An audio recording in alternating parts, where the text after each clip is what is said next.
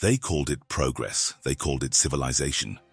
But in Berlin, 1884, Africa was carved apart without a single African at the table.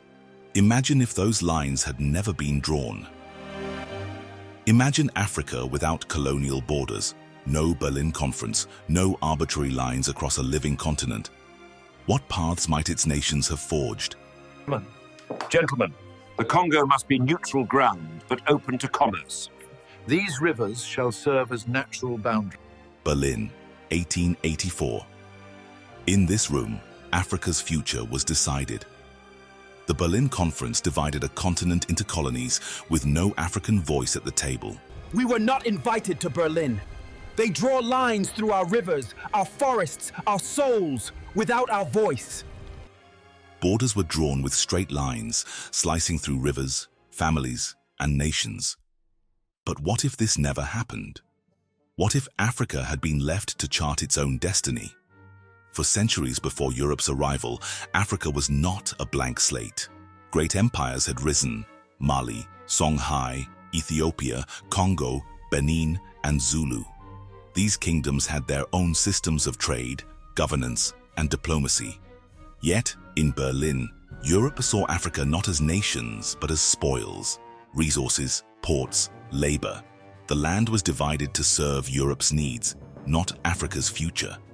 But imagine another path. Without the Berlin Conference, Africa's borders would have been shaped by Africans themselves. Regional powers might have expanded, West Africa uniting under Mali's legacy, the Swahili coast flourishing as a maritime federation, southern kingdoms like the Zulu and Sotho colliding and consolidating. Would this alternate Africa have been free of conflict? Number history shows us that all nations face wars, power struggles, and revolutions. But the difference is profound victories and defeats would have been written by Africa's own hand. Without Berlin, Africa's destiny would have been its own.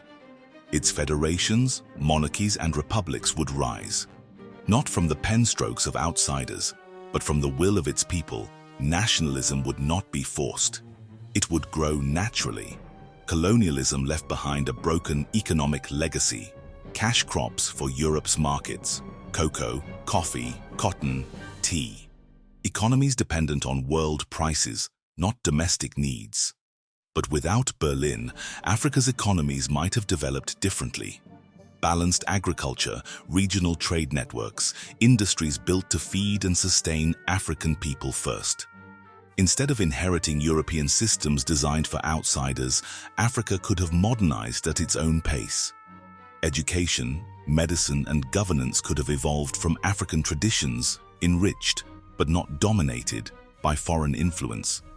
Leaders educated abroad could return, building schools, laws, and economies rooted in African realities.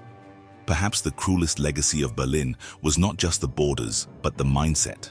For generations, Africans were told they were less capable than their rulers. That inferiority complex lingered long after independence.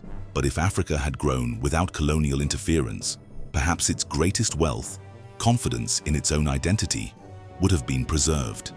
The Berlin Conference may have redrawn the world, but it also robbed Africa of a future it might have written for itself. So, we ask, if the conference had never happened, would Africa have avoided a century of exploitation and dislocation? Would Western powers have accepted partnership or sought new ways to dominate?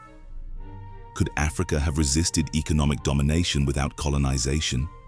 How different would Africa and the world be today?